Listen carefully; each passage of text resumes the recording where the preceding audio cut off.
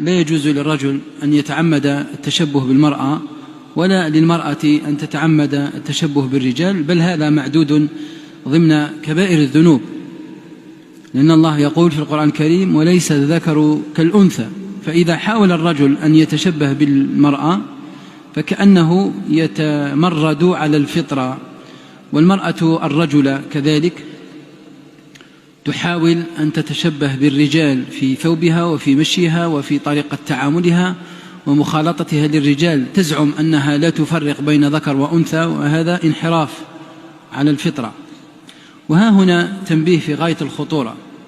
بعض الناس لما يريدون أن يصفوا امرأة بأنها مترجلة يقولون عيش راجل، وهذا من ضلالات الشيعة، لأن الشيعة يسبون أم المؤمنين عائشة.